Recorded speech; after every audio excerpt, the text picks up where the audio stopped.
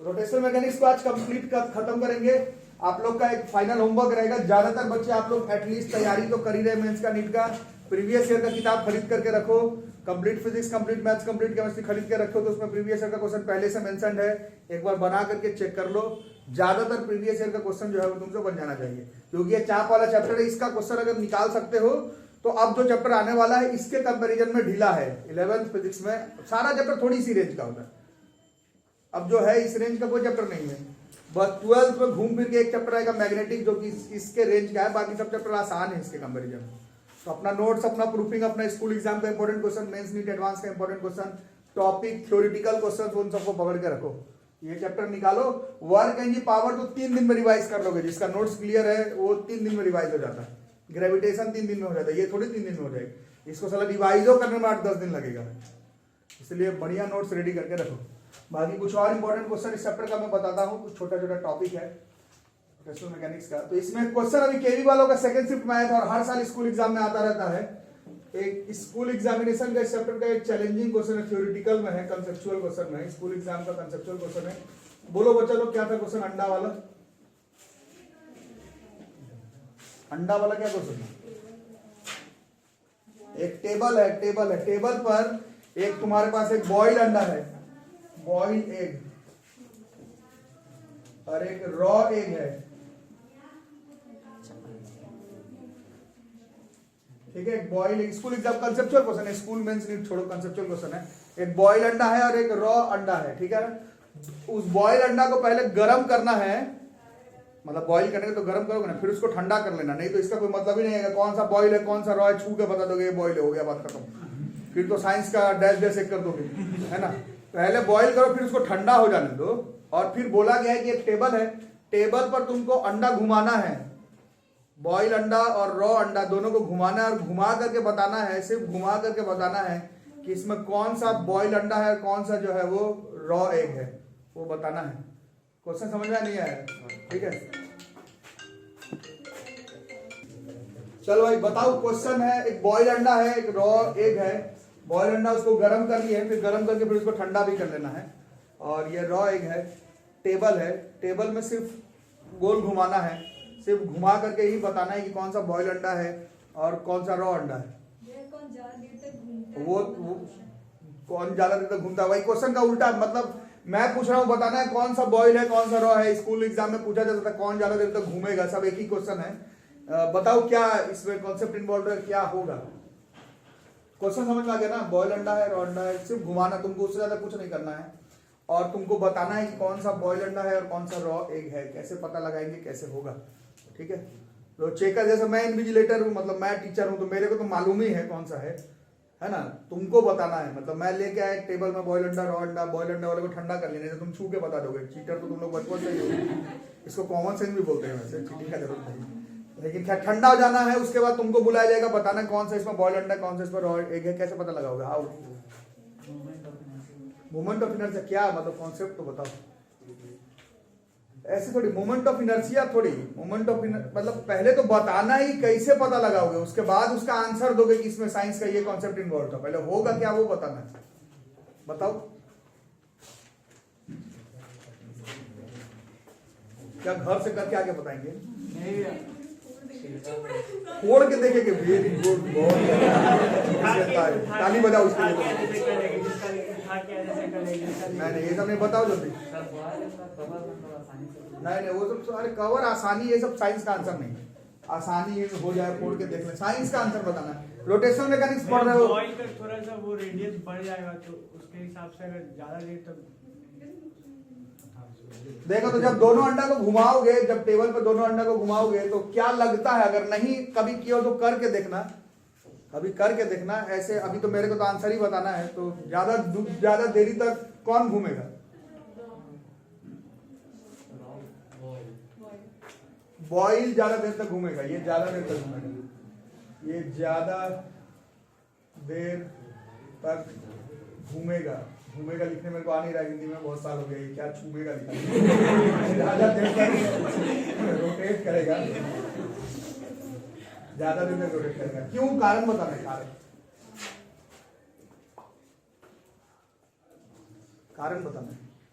तो raw egg में अंदर वाला जो योल मतलब जो उसका लिक्विड वाला पोर्शन होता है, जब उसको बॉईल करोगे तो क्या होता है वो सॉलिड पोर्शन में कन्वर्ट हो जाता है। और अभी पूरा चैप्टर में पढ़े हो गोल घूमना is about moment of inertia, angular momentum, torque. गोल घूमना इस पूरे चैप्टर का समरी है। टॉर्क को अलग करो क्योंकि टॉर्क तो तुम लगाते हो एक्सटर्नल इम्पल्स को, टॉर्क को हटाओ तो बस बच गया एंगुलर मोमेंटम और मोमेंट ऑफ इनर्शिया। गोल घूम रहा है, हर गोल घूमते हुए बॉडी का कैरेक्टरिस्टिक प्रॉपर्टी एंगुलर मोमेंटम ही होता है। Angular momentum is I omega, है ना। अभी हमें आई पर जो फोकस कर रहे हैं, अभी आई के ऊपर मोमेंट ऑफ इनर्शिया। तो मोमेंट ऑफ इनर्शिया हम लोग पढ़े हैं कि सॉलिड का ज्यादा होता है। मोमेंट ऑफ इनर्शिया गोल घूमने का जो प्रॉपर्टी है सॉलिड का ज्यादा होगा। लिक्विड गैस के बीच में तो स्पेस होता है ना काफी, गोल घूमने का जो फिनोमेना है वो किसका ज्यादा होगा, वो सॉलिड का। तो जब अंडा को बॉईल कर देंगे हम लोग तो उसका अंदर वाला पोर्शन जो है वो सॉलिड हो जाएगा। सॉलिड होने के वजह से उसका मोमेंट ऑफ इनर्शिया, इसका मोमेंट ऑफ इनर्शिया ज्यादा हो जाएगा और ज्यादा होने के वजह से ये ज्यादा देर तक रोटेट करेगा। तो जो ज्यादा देर तक रोटेट करे वही वाला हमारा बॉयल हो जाएगा। समझ आ रहा है। फिर इसमें इसी में क्वेश्चन को आगे पूछा जाता है कि रोटेट करने के बाद बताना है कैसे पता चलेगा कि कौन सा बॉयल है कौन सा रॉ है।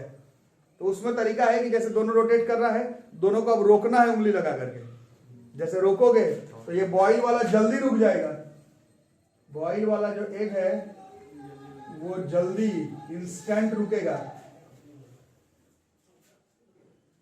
ठीक है। रोकने के बाद मतलब रोकने के बाद का बात हो रहा है, घूमने का बाद नहीं हो रहा है। रोकने का तुम ट्राई किया उसके बाद की बात हो रही है। रोकने का ट्राई करोगे तो बॉयल वाला ही जल्दी रुक जाएगा। इसमें क्या होगा, रॉ वाले एग में जो अंदर वाला पोर्शन है, लिक्विड वाला पोर्शन, वो इधर उधर अपना पोजीशन, जो उसका पोजीशन तो फिक्स नहीं हुआ एक्सिस ऑफ रोटेशन के अराउंड, तो तुम रोक भी लोगे तो भी उसका जो अंदर का जो लिक्विड है उसको थोड़ी रोक लोगे, वो फिर थोड़ा थोड़ा करके हल्का हल्का क्या करते रह जाएगा, वो घूमते रह जाएगा। तो रोक करके पता लगाना है तो इंस्टेंटली बॉयल अंडा पहले रुकेगा, और घुमा करके ही चेक करना है तो ज्यादा देर तक बॉयल अंडा जो है वो घूमेगा। ये इस क्वेश्चन का आंसर हो गया। समझ में आ गया सबको? इट्स अ गुड क्वेश्चन और ये आते रहता भी आया है केवी वालों का, और जिनका स्कूल एग्जाम बाकी इस चैप्टर के कंसेप्चुअल थ्योरेटिकल क्वेश्चन में ये चीज पूछा जाता है स्कूल एग्जाम में ही।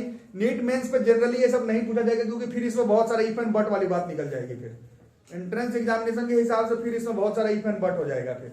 बट स्कूल एग्जाम के लिए एक्सपेरिमेंटल पॉइंट ऑफ व्यू के लिए it is a good question, आते रहता है स्कूल एग्जाम। तो इसको थोड़ा शॉर्टकट में नोट कर लो। ज्यादा देर तक रोटेट भी बॉयल एग करेगा और रोकने के बाद बॉयल एग इंस्टेंट रुकेगा भी, तो इसको थोड़ा याद रखना। बढ़िया टॉपिक है। मोमेंट ऑफ इनर्शिया ज्यादा होगा, यही इस क्वेश्चन का आंसर है। ठीक है। और क्यों मोमेंट ऑफ इनर्शिया ज्यादा हो गया, बॉयल उसका जो अंदर वाला लिक्विड वाला पोर्शन था। बाकी इसको अपने लैंग्वेज में लिख लो, ये ट्यूशन कॉपी में थोड़ा सा कहीं पर साइड में होना चाहिए बस। ऑन है। तो कुछ इंपॉर्टेंट क्वेश्चन और करके देख लो, चैप्टर तो हो गया खत्म। Tension in the string at A is, देखो ये एक रड है और इसको यहाँ पर दो जगह से लटकाया हुआ, मतलब इतना क्वेश्चन में मैं नहीं लिखवा रहा, बहुत बड़ा क्वेश्चन है। ये रिजिड रड है, अपने जगह पर फिक्स है, ये दोनों इसको फिक्स करके रखा है। तार लगाया हुआ है, यहाँ पर तार है, ठीक है ना। तार से हम लोग क्या करके रखे हैं, इस रड को अपने हॉरिजॉन्टल जगह पर रिजिड एकदम फिक्स करके रखें। ओके। इस रड का मास दिया हुआ है, मास m दिया हुआ है, और इस रड पर एक खास जगह पर एक और 2m मास का एक और वेट झुलाया हुआ है। कहां पर, 75 सेंटीमीटर पर, ठीक है। बट फिर भी ये रिजिड है, क्वेश्चन में लिखा हुआ, मैं नहीं कह रहा। फिर भी ये जो डायग्राम है बॉस, ये फिर भी रिजिड है। तुमसे पूछ रहा है टेंशन इन द स्ट्रिंग, इस रस्सी पर टेंशन, जैसे हम लोग नहीं निकालते थे, यहाँ पर वेज था तो इस पर नॉर्मल रिएक्शन निकालते थे। अब क्या, इस रस्सी पर टेंशन, टेंशन किस तरफ लगेगा, इस पर। ये तुमको निकालना है, इस रस्सी का टेंशन कितना होगा एट ए। ऑप्शन है 2 mg, ऑप्शन है 0.5 mg, 0.75 mg,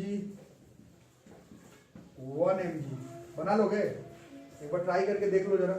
पूरा आ रहा है वीडियो पे, पूरा आ रहा है विवेकानंद, देखो जरा बताओ।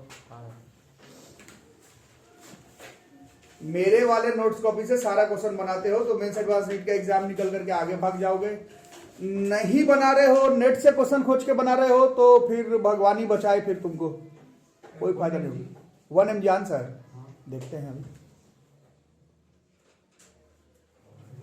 कैसे कैसे बनेगा। कुछ रूल याद आ रहा है? ये सिस्टम कैसा है, ये सिस्टम जो है वो कैसा इक्विलिब्रियम में है, डायनामिक में, system is in dynamic equilibrium. Dynamic equilibrium में नेट फोर्स भी जीरो,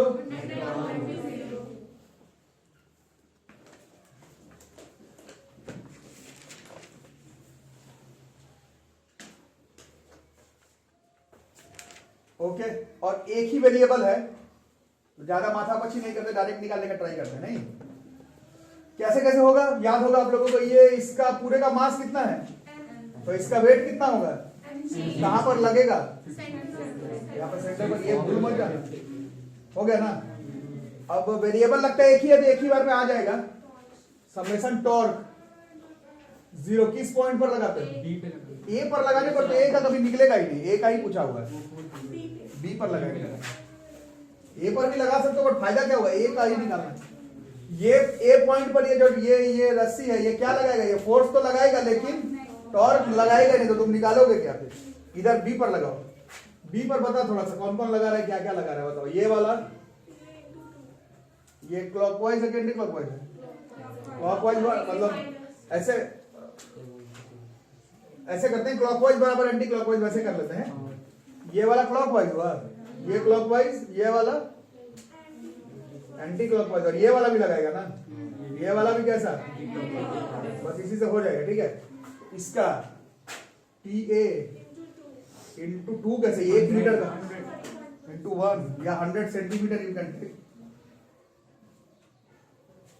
ये इंटू 1 या 100 सेंटीमीटर ले सकते हो। अब आगे बताओ, इसका ये mg into 0.5 plus 2 mg into 0.25, ठीक है ना बस। TA इज इक्वल टू कितना हो गया, 0.5 mg और 0.5 mg, this is 1 mg, so this is TA is equal to 1 mg, this TA is equal to 1 mg। ठीक है, यही इस बार का जेईई मेंस 2020 का क्वेश्चन। मेरे वाले कॉपी से क्वेश्चन बनाओगे तो मेंस एडवांस नीट का क्वेश्चन बनेगा। भैया दीदी का क्वेश्चन बनाओगे, जो भैया दीदी इंटरनेट से फिजिक्स का केमिस्ट्री का पूछ रहे हैं, उससे तुमसे किसी एग्जाम का क्वेश्चन नहीं बनेगा। मेरे वाले से बनाओगे मेंस एडवांस नीट का बनेगा, करियर बनेगा, आगे निकल जाओगे। भैया दीदी वाला पूछोगे, वो खुद ही बायोलॉजी वाले सर से फिजिक्स पढ़ रहे हैं, उनका क्वेश्चन पूछोगे, किसी का फायदा नहीं होगा, ना तुम्हारा ना मेरा ना दीदी का, खुद फायदा नहीं है।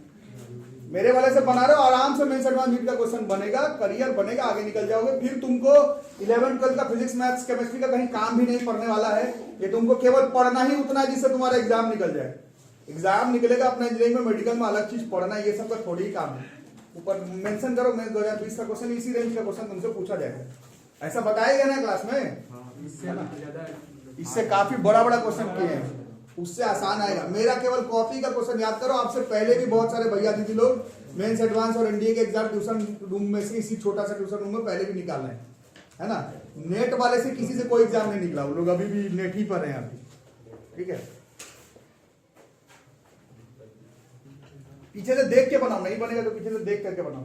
दो रोटेटिंग बॉडीज है ए एंड बी, इसका मास कितना कितना दिया हुआ है, एक का m है एक का 2m है।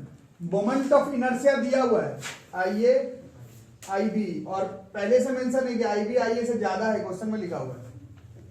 और काइनेटिक एनर्जी ऑफ रोटेशन भी सेम दिया हुआ है। आ रहा है, क्वेश्चन को अच्छे से रियलाइज कर लो। तो एंगुलर मोमेंटम किसका ज्यादा होगा कम होगा वो बताना। Kinetic energy of rotation same है, मोमेंट ऑफ इनर्शिया किसी एक का दूसरे से ज्यादा है, एंगुलर मोमेंटम किसका ज्यादा होगा कम होगा ये बताना।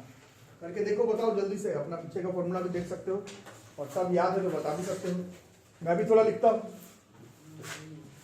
क्या होता है काइनेटिक एनर्जी ऑफ रोटेशन का formula, half I omega square, और काइनेटिक एनर्जी या सेम दिया हुआ दोनों का, नहीं बट गेन में एल को भी लाना है फॉर्मूला में। हाफ आई ओमेगा स्क्वायर में तो एल आ नहीं रहा, तो कहीं से एल को लाओ, कहां से लाया जाए।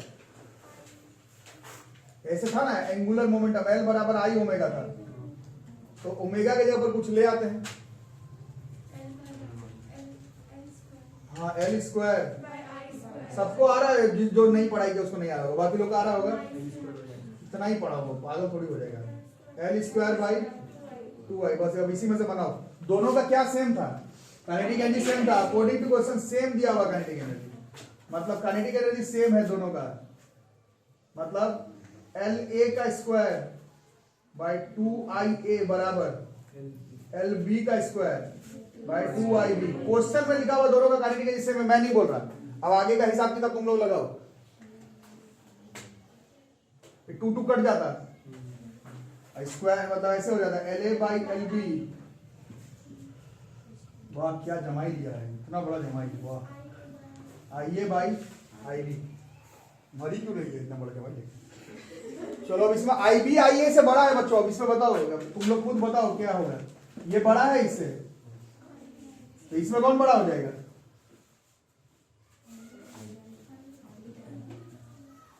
LA by LB, IA by IB, और IB IA से ज्यादा है,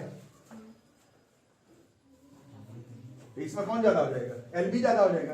अरे यार सब कुछ समझ, ये पूरे का स्क्वायर है और क्वेश्चन में लिखा हुआ IB IA से बड़ा है, मतलब इधर से डिनोमिनेटर बड़ा है, इधर इज इक्वल टू है, तो इधर भी तो डिनोमिनेटर ही ना बड़ा होगा। इस हिसाब से LB जो है वो LA से बड़ा हो जाएगा, ठीक है। और ये नीट 19 का पिछले साल का मेडिकल का क्वेश्चन हो जाएगा, पिछले साल का नीट का ही क्वेश्चन। इस बार वाला बता चुका हूँ, नीट 20 का क्वेश्चन मैं बता चुका हूँ। इस सब मुश्किल नहीं है, थोड़ा सा पढ़ोगे हो जाएगा। वन है। नेक्स्ट क्वेश्चन देखो, सॉलिड स्फीयर है, मास कितना दे रहा है? रेडियस, रोटेट कर रहा है अबाउट इट्स डायमीटर है, इसको थोड़ा देख लेना, it's rotating about its diameter है, ओके। फिर एक सॉलिड सिलेंडर है, उसका मास सेम है, इसका भी रेडियस सेम है, रेडियस सेम है। ये लेकिन कहाँ रोटेट कर रहा है? अबाउट इट ज्योमेट्रिकल एक्सिस, ठीक है, सेंटर जिसको बोलते हो। और एंगुलर स्पीड कितना है? ट्वाइस है स्फीयर के। दोनों का केवल काइनेटिक एनर्जी ऑफ रोटेशन, सिर्फ काइनेटिक एनर्जी ऑफ रोटेशन का रेशियो निकालना है, काइनेटिक एनर्जी ऑफ रोटेशन का रेशियो निकालना। हो जाएगा क्या? फॉर्मूला याद है? E sphere, kinetic energy of sphere by kinetic energy of cylinder. सिर्फ रोटेशन वाला चाहिए, रोटेशन का क्या फॉर्मूला होता है?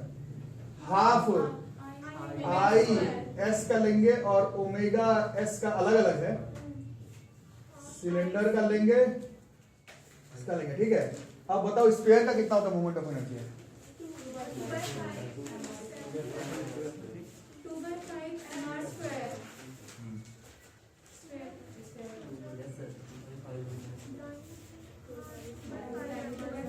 ठीक है, 2/5 mr²। स्फीयर का तो वैसे में भी यही है, 2/5 m का नाम m दिया हुआ, स्मॉल m। और इस एंगुलर स्पीड क्या दिया हुआ है? इसका ओमेगा एस ही रहने देते हैं। सिलेंडर का कितना होता है? सेंटर का राउंड बताना है, सेंटर का राउंड। अरे देख के बताओ ना, हाफ mr² 2 mr², और ये ओमेगा जो है वो ट्वाइस दिया हुआ है इसके। कुछ लोग इस क्लास में नोट्स में नहीं बना, अपने कॉपी में भी नहीं देख पा रहे, मतलब लिखा हुआ भी नहीं, तो भगवान ही बचाए। बाकी आप देख लो, क्या ही करने वाले हो, इतना लेक्चर देने के बाद भी कोई फर्क नहीं पड़ता। ये दोनों कट गया, और क्या हो जाएगा? करो, काट करो। 2/5 है, और ये फिर 4/2 है, मतलब 1/2। कितना हो गया? 4:5। कुछ गलत काट दिया गया।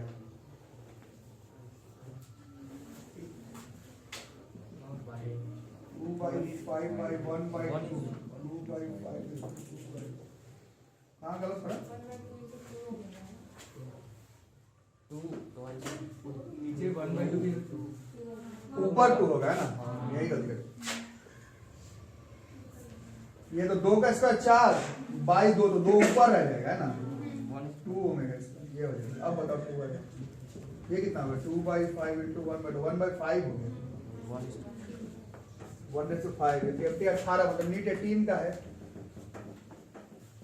मुश्किल चीज नहीं पूछा जाएगा, परीक्षा निकल जाता है। परीक्षा निकालने के लिए घर से पढ़ करके तो जाओगे, क्या आ रहा है क्या नहीं आ रहा है, क्या इंपॉर्टेंट है, निकल जाएगा एग्जाम। नहीं पढ़ के जाओगे तो भगवान ही बचाए।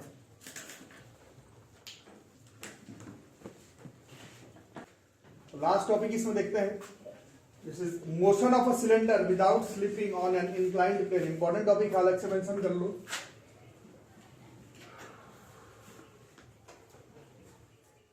क्या करना उसमें बता देता हूँ, है ना। परसों आप लोग इस पर न्यूमेरिकल कर रहे थे कि ऊपर से गोल घूमते हुए आ रहा है तो दोनों तरह की एनर्जी पोजेस कर रहा है ना, गोल घूमते हुए, काइनेटिक भी और ट्रांसलेटरी भी, और उसमें law of conservation of energy लगा दे रहे थे, है ना। क्या नहीं कर रहे थे कि ये जब नीचे की तरफ आएगा तो इसका एक्सेलरेशन भी तो होगा, नीचे की तरफ आएगा तो एक्सेलरेट भी करेगा ना। तो कल परसों जो आप law of conservation of energy वाला क्वेश्चन बना रहे थे उसमें आप इसका एक्सेलरेशन एक बार भी कैलकुलेट नहीं किए, देख सकते हो आप लोग कॉपी में क्वेश्चन बनाए थे। ये बनाए थे कि नीचे आते समय उसका भी कितना हो जाएगा, इस गोल गोल गोल घूम रहा है तो कितने ऊपर तक चले जाएगा, ऊपर से गोल गोल गोल घूम रहा है तो नीचे आते समय उसका भी कितना हो जाएगा, ओमेगा कितना हो जाएगा, ये सब किए थे।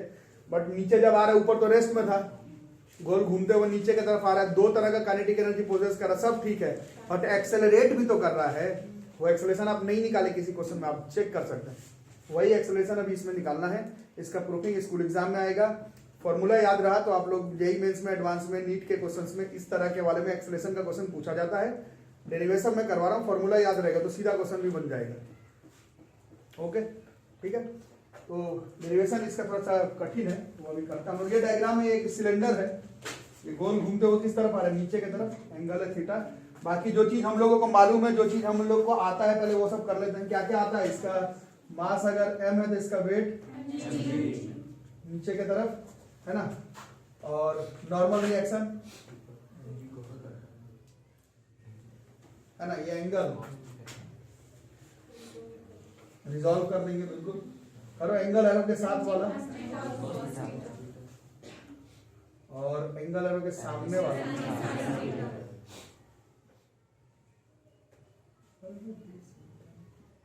ये ऐसे गोल गोल गोल घूम रहा है ओमेगा। बाकी ऐसे ससरते हुए आ रहा है, विदाउट स्लिपिंग है, मतलब ये साथ छोड़ नहीं रहा है जमीन का। इसका फ्रिक्शन लग रहा है इस पे, फ्रिक्शनल फोर्स इस तरफ, है ना।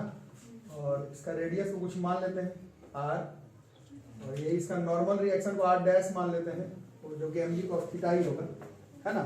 बनाओ, सेटअप करो डायग्राम को।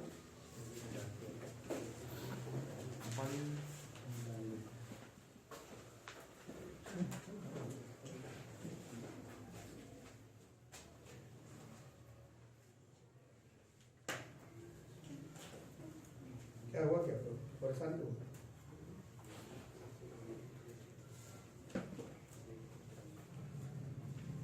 इसका जो फाइनल फॉर्मूला आएगा उसका याद भी रखना। मेंस में, नीट में सीधा फॉर्मूला से क्वेश्चन बनाया जाएगा इससे। और प्रूफिंग भी याद रखना, स्कूल एग्जाम में इसका प्रूफिंग कंफर्म पूछा जाता है इस चैप्टर से।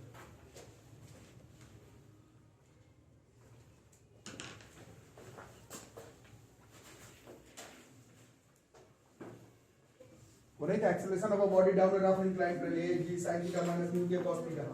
डेरिवेशन भी जानना, फॉर्मूला याद रहेगा तो क्वेश्चन भी बनता है उससे। वैसे इसका जो भी डिराइव होगा सो होगा, याद रखते हो तो मेंस नीट में काम बन जाएगा, प्रूफिंग स्कूल एग्जाम में काम आएगा। r डैश है, वो रेडियस है। अच्छा, नॉर्मल को हम लोग r से ही करते हैं, बट इसमें रेडियस का भी काम है। तो तुम देख लो, n लिखना है तो n लिख लो, अगर कंफ्यूजन हो रहा है तो। नॉर्मल रिएक्शन को n लिखना है तो n लिख लो। जैसे r से ही हमेशा मैं ही लिखा हूं। फ्रिक्शनल फोर्स का फॉर्मूला सबको याद होगा, म्यू इनटू r ही लिखे हैं, बट इसमें सारा r का काम है रेडियस का, क्योंकि वो गोल घूम के कौन आ सकता है, परसों पढ़े थे। प्रूफिंग सिलेंडर पे कर रहे हैं, बट सिलेंडर ऐसे गोल घूम के नीचे आ सकता है, स्फेयर आ सकता है, रिंग आ सकता है, तो r का काम पड़ेगा, डिस्क आ सकता है ना। बाकी इसको नॉर्मल रिएक्शन को r लिखना है तो r लिखिए।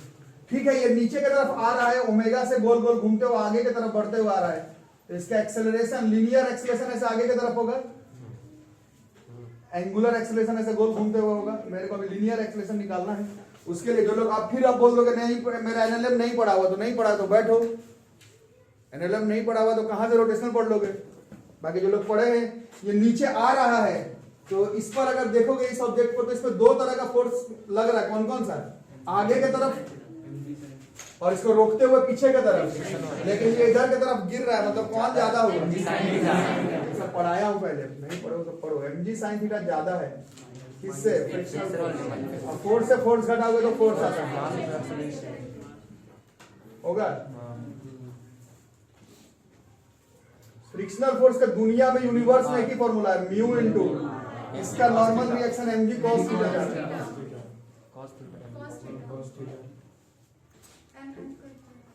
एम एम एम कट जाएगा, हाँ, या इसको अभी ऐसे फ्रिक्शनल फोर्स को फ्रिक्शनल फोर्स ही रहने देते हैं। हाँ, ये तो अभी तक वही वाला आ रहा है जो उस दिन मतलब पहले जो आया है, ए बराबर g sine theta minus mu के कॉस थीटा ही आ रहा है, बट अभी इसमें गोल गोल गोल घूम रहा है तो उसका कॉन्सेप्ट को भी शामिल कर लेते हैं, ठीक है।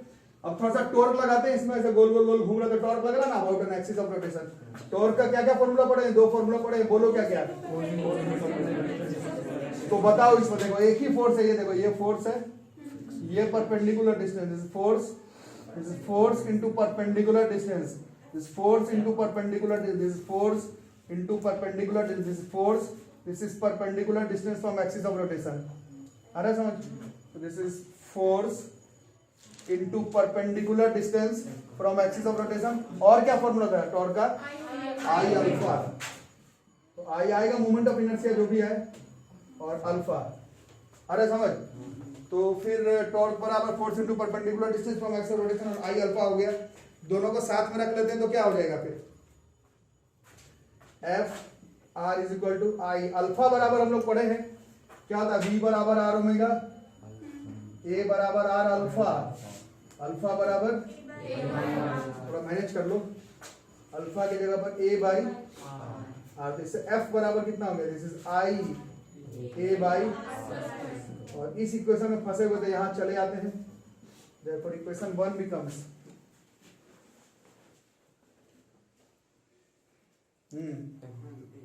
एम ए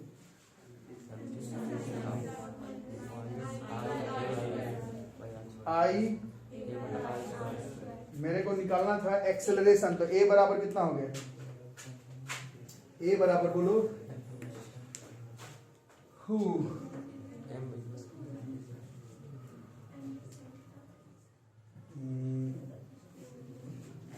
एम से डिवाइड होगा ना। ए बराबर कितना हो गया? This is G minus I A by M R square, ठीक है। इसको घेर के रखेंगे, एक्सेलरेशन बराबर कितना हो गया?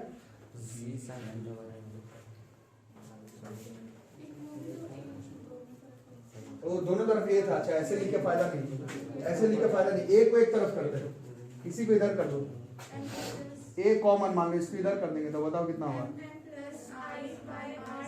यही ठीक रहेगा, इक्वल टू एम जी, और यही फॉर्मूला हो गया। दिस इज एक्सेलरेशन ऑफ, ये वर्ड दिख तो रहा है बट इसका काम कहाँ लिए हो? ये प्रूफिंग सिलेंडर बर्ड बोल करके करवाया जाता है, बट ये जो फॉर्मूला अभी जो भी फॉर्मूला आने वाला है, ये गोल घूम के नीचे आने वाले बॉडी का एक्सेलरेशन निकालने के लिए स्फीयर, सिलेंडर, डिस्क और रिंग में इस्तेमाल होगा, जो भी फॉर्मूला अभी आने वाला है, ठीक है। अभी तक आप ऐसा गोल घूमने वाला एक ही क्वेश्चन किए कि गोल घूम रहा है तो उसमें law of conservation of energy लगाते हो, इससे अभी एक्सेलरेशन डिराइव होगा, और वो चारों जो गोल घूम करके रोलिंग मोशन करने वाला बॉडी है, चारों पर ये जो भी फॉर्मूला अभी आने वाला है काम कर जाएगा। और वो क्या आने वाला आप लोग खुद ही बता रहे हैं, ए बराबर M G by M plus I by are square. तो दिस इज एक्सेलरेशन, यही एक्सेलरेशन है, गोल घूम रहा है और नीचे भी आ रहा है, रोटेशनल मोशन में भी है और ट्रांसलेटरी मोशन में भी है, और इंक्लाइंड प्लेन पर थीटा है, इंक्लाइंड प्लेन पर गोल घूमते हुए नीचे आए, रिंग, डिस्क, स्फीयर और सिलेंडर। एक्सेलरेशन का वैल्यू ये हो जाएगा M ji sine theta by M plus I by are square. याद रहेगा सबको? कोई दिक्कत? इसको थोड़ा मैनिपुलेट करके आई के जगह पर क्या लिख सकते हो? आई बराबर होता है m k square, where k is radius of gyration, तो उससे हो जाएगा this is m ji sine theta by M plus m k square by are square, तो एम एम कट जाएगा, तो ये बराबर g sine theta by 1 plus. But इसमें दिक्कत यह है कि तुमको सबका मोमेंट ऑफ इनर्शिया तो याद किया हो, कॉपी में लिखे हो, फिर सबका रेडियस ऑफ जाइरेशन भी याद करना पड़ेगा। तो उससे अच्छा ऊपर वाला याद करते हैं, क्योंकि आई का वैल्यू हम लोगों को कम से कम जो 4-5 मेजर शेप है उसका हमें याद है। ये हर गोल, जो लोग पढ़ने में अच्छे हिंदी में लिख लेना, गोल घूमता हुआ बॉडी है, रोटेट करते हुए इंक्लाइन प्लेन पे नीचे आने का एक्सेलरेशन निकालने के लिए इस फॉर्मूले का हम लोग यूज कर सकते हैं। ये हो गया डेरिवेशन। डेरिवेशन स्कूल एग्जाम में आएगा, इस पर क्वेश्चन आएगा। एनसीईआरटी बुक पर इस पर केवल एक ही क्वेश्चन दिया, ओनली 1 क्वेश्चन, और वो हर बार स्कूल एग्जाम में आता है। यही मेंस में, एडवांस में, एनडीए में, नीट के एग्जाम में पूछा जा चुका है। वो क्वेश्चन मैं भी करवा दे रहा हूँ, एक ही क्वेश्चन ही दिया हुआ इस पर। बाकी हिंदी में कहीं पर लिखना ना, गोल घूमता हुआ बॉडी रोटेट करते हुए इंक्लाइंड प्लेन पर नीचे आ रहा हो, उसमें एक्सेलरेशन का वैल्यू ये हो गया mg sin theta by m plus moment of inertia by उस फलाना डायग्राम का r स्क्वायर। जल्दी से लिख लो। क्वेश्चन के साथ हमारा ये चैप्टर हो गया खत्म। सबसे इंपॉर्टेंट क्वेश्चन है इस चैप्टर का, एनसीईआरटी बुक का क्वेश्चन है, नीट पर कई बार मेनी टाइम्स जेई मेंस में, जेई एडवांस में, स्कूल एग्जाम में कंफर्म आएगा। डेटा बदल बदल के पूछा जाता है, बट ये इस रेंज का क्वेश्चन लगातार एग्जाम में पूछा जाता है रोटेशनल मैकेनिक्स से। ठीक है, क्वेश्चन क्या कह रहा है, एक रिंग है, एक डिस्क है और एक स्फीयर है, सबका क्या सेम है। तो ये तो बुक का क्वेश्चन है, तो सेम रेडियस वाला ट्यूशन टीचर करवा रहा है। आपसे जब पूछा जाएगा नीट में तो R 2R 3R पूछ सकता है। मास मेरे क्वेश्चन में मतलब एनसीईआरटी वाले क्वेश्चन में सेम है, तुमसे अलग अलग पूछ सकता है, m/2 4m इस तरह से दिया हुआ रहेगा। रोल कर रहा है, सब का सब कहां पर जा रहा है, इंक्लाइंड प्लेन है, उसका एंगल ऑफ इंक्लिनेशन कितना है, थीटा पर है, from the same height h, यही डायग्राम है, ये थीटा है और ये हाइट है। यहीं से रोल करने के लिए छोड़ दिए किसको, एक बार रिंग को, एक बार डिस्क को और एक बार स्फीयर को। नीचे कौन सबसे पहले पहुंचेगा, कौन सबसे लास्ट में पहुंचेगा, ये चीज पूछ रहा है। नीचे पहुंचना मतलब क्या निकालने, इसका एक्सेलरेशन निकाल लेते, जिसका एक्सेलरेशन सबसे ज्यादा होगा वो जल्दी पहुंच जाएगा, क्योंकि सब रिलीज फ्रॉम रेस्ट है, सब कुछ छोड़े रेस्ट से है, बस तुम एक्सेलरेशन निकाल दो, जिसका एक्सेलरेशन ज्यादा वो नीचे जल्दी पहुंचेगा। इसका फॉर्मूला भी आपको डिराइव करवाया गया है। गोल घूमता हुआ एंगल ऑफ इंक्लिनेशन पर आगे की तरफ आए तो उसका एक जेन्युइन एक्सेलरेशन का फॉर्मूला डिराइव्ड हुआ। अभी देखो एक्सेलरेशन कितना है फॉर्मूला, ये फॉर्मूला डिराइव किया कितना था,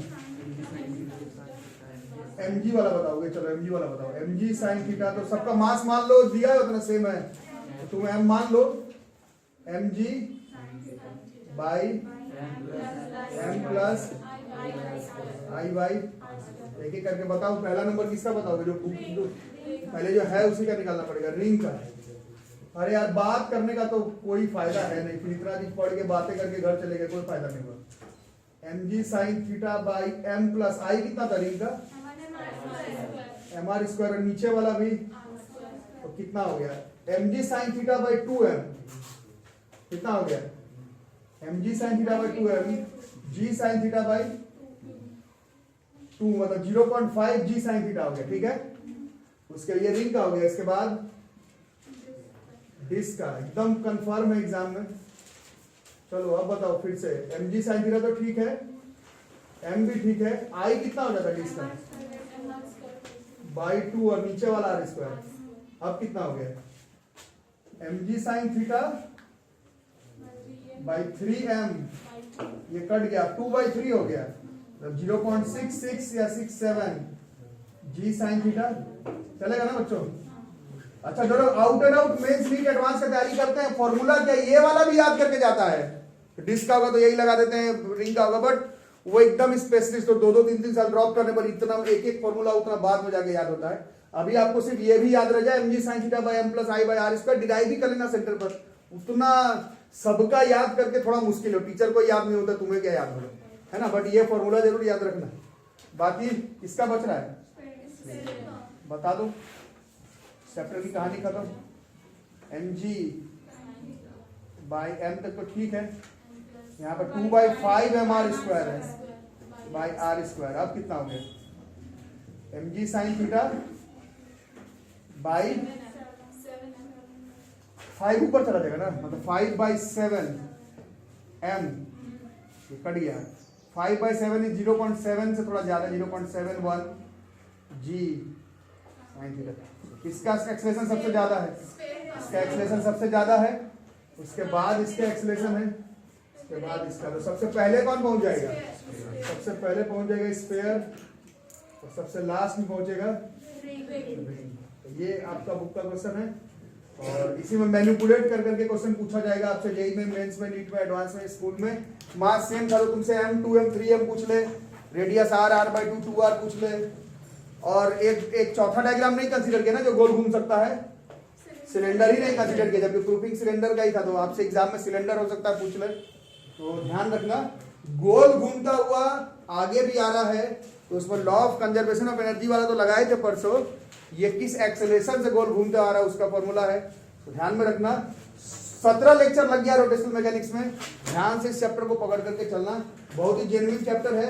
और यही वो चैप्टर है जो कि एज ए टीचर मैं खुद आपको बता रहा हूं कि तुम 10 बार भी रिवीजन करके जाओ, फिर भी मेंस में, एडवांस में, नीट में नया टाइप का क्वेश्चन आया तो इस चैप्टर का शायद आपसे नहीं बन पाएगा सेंटर में, क्योंकि ये चैप्टर ही वैसा है कि एकदम लड़ा तो लड़ा, बिल्कुल बाहर से आया तो नहीं बना पाओगे, इसलिए इस पर थोड़ा सा ज्यादा फोकस करने का जरूरत पड़ेगा। बाकी वर्क एनी पावर ग्रेविटेशन में जो पढ़ करके जाओगे वही आएगा, तुम लगा लोगे क्वेश्चन। इसमें आया इतना मेहनत के बाद लड़ा तो ठीक है, बिल्कुल नया क्वेश्चन शायद ना बन पाए, इसलिए इस चैप्टर पे ज्यादा फोकस करना, ठीक है। तो बल्क प्रॉपर्टीज ऑफ मैटर अगले क्लास से स्टार्ट कर दूंगी।